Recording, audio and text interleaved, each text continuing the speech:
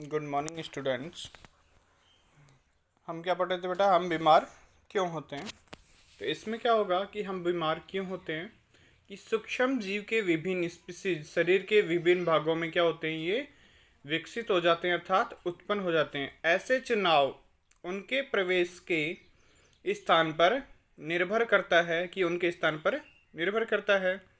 यदि ये हवा से नाक द्वारा प्रवेश करें तो ये किस में जाएंगे? डायरेक्ट फेफड़ों के अंदर जाते हैं। जब फेफड़ों के अंदर जाएंगे तो ऐसे बैक्टीरिया से होने वाले क्षय रोग में होता है। इनसे क्या होता है? क्षय रोग होता है। यदि ये मुंह के द्वारा प्रवेश करें तो ये आहार नाल में रहेंगे, जैसे टाइफाइड रोग हो गया, उत्पन्न करने वाले बैक्टीरिया, अथवा ये यकृत में जाएंगे जैसे हेपेटाइटिस बैक्टीरिया, और जो किसका कारक होता है? पीलिया का कारक होता है। लेकिन सदैव ऐसा नहीं होता है कि क्या होता है कि हर बार ऐसा नहीं होता है कि HIV वायरस जो लैंगिक अंगों द्वारा क्या करता है, शरीर में हमारे प्रवेश करता है, लसिका ग्रंथियों में क्या करता है, वो फैलता है। लसिका जो ग्रंथि होती है उसमें क्या करता है? फैलता है। मलेरिया उत्पन्न करने वाले सूक्ष्म जीव, मलेरिया उत्पन्न करने वाले सूक्ष्म जीव जो मच्छर के काटने से क्या करते हैं, शरीर में प्रवेश करते हैं, और वो डायरेक्ट कहाँ पर जाते हैं? यकृत में जाते हैं हमारे। और इसके बाद लाल रुधिर कोशिकाओं में आते हैं। जो हमारी लाल रुधिर कोशिकाएं होती हैं उसके अंदर आते हैं। देन जब उसके अंदर आएंगे तो क्या होगा? इसी प्रकार जापानी मस्तिष्क ज्वर उत्पन्न करने वाला वायरस भी क्या होता है, हमारा जो मच्छर होता है वो उसके काटने से क्या होता है, शरीर में पहुंचता है। जब शरीर में पहुंचना होता है, लेकिन यह क्या करता है? सिर्फ मस्तिष्क को करता है, जिसे बोलते हैं दिमागी बुखार। तो ये क्या करता है? दिमाग के अंदर मस्तिष्क में क्या करता है? संक्रमित करता है। जिस ऊतक अथवा अंग पर सूक्ष्म जीव आक्रमण करते हैं, क्या कर रहे हैं कि और उत्तंग और अक्ष पर, अंग पर जो सूक्ष्म कण होते हैं या सूक्ष्म जीव होते हैं, वो क्या करते हैं? आक्रमण करते हैं, और रोग के लक्षण का तथा चिन्ह उसी पर निर्भर करते हैं। यदि फेफड़े पर आक्रमण होता है तब लक्षण खांसी या कम सांस आना होता है। तो इसका लक्षण क्या है? एक तो खांसी आना और एक कम सांस आना। यदि यकृत पर आक्रमण होता है तो क्या होगा? पीलिया हो गया। और मस्तिष्क पर आक्रमण होता है तो क्या होता है? जैसे सिर दर्द, उल्टी आना, चक्कर आना और बेहोशी आना। ये किस पे आ जाएगा? हमारा मस्तिष्क पे आक्रमण होता है तब। हम जानते हैं कि कौन से ऊतक अथवा अंग पर आक्रमण हुआ है और उनके क्या कार्य हैं, और हम क्या करते हैं? संक्रमण के चिन्ह तथा लक्षण के हिसाब से क्या कर लेते हैं? अनुमान लगा लेते हैं।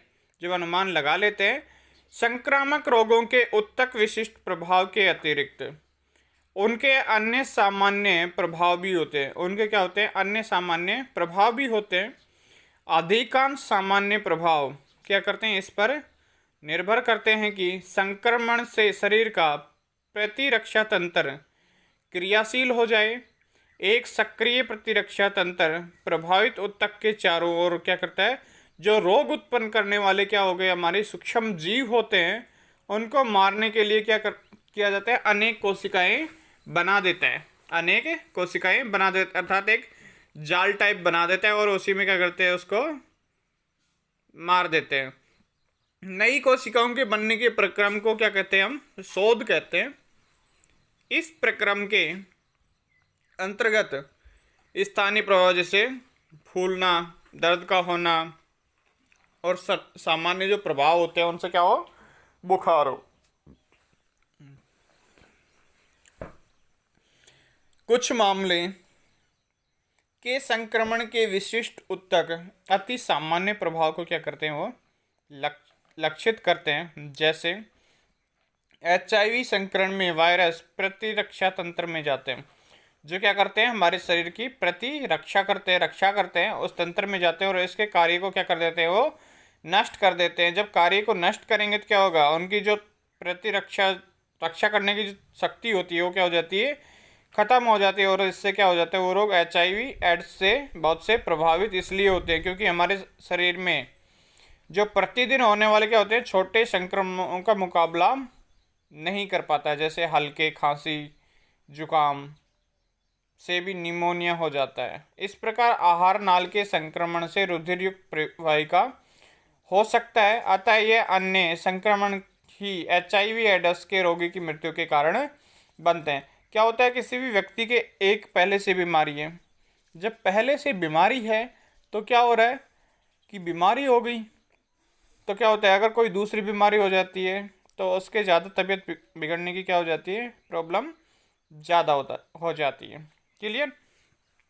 देन अब क्या कह रहे हैं कि हमें भी यह स्मरण रखना आवश्यक होगा कि रोग की तीव्रता की अभिव्यक्ति शरीर के स्थित सूक्ष्म जीवों की संख्या पर क्या करती है, निर्भर करती है कि उनके सूक्ष्म जीवों की संख्या कितनी। यदि सूक्ष्म जीव की संख्या बहुत कम है तो जो रोग है वो कितना होगा, बहुत ही कम होगा। अगर सूक्ष्म जीवों की संख्या अधिक है तो रोग बढ़ेगा।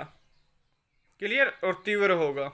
और इससे क्या होता है, हमारे जीवन पे क्या हो जाता है, ये खतरा हो जाता है। प्रतिरक्षा तंत्र एक प्रमुख कारक है जो शरीर में जीवित सूक्ष्म जीवों की संख्या को क्या करता है, निर्धारित करता है। और इस विषय में हम इस अध्याय में पढ़ेंगे। उपचार के नियम। मान लीजिए उपचार मतलब कि इसके उपचार क्या क्या होते हैं।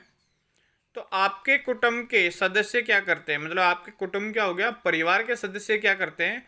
कभी आपने सोचा होगा कि कुछ समय सोने के बाद हमें अच्छा अनुभव क्यों होता है, और उपचार में दवाइयों का उपयोग हम कब करते हैं। तब तक के ज्ञान के आधार पर ऐसा लगता है कि संक्रामक रोगों के उपचार के क्या होते हैं, दो उपाय होते हैं।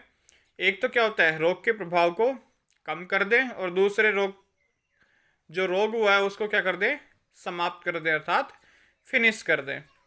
क्लियर।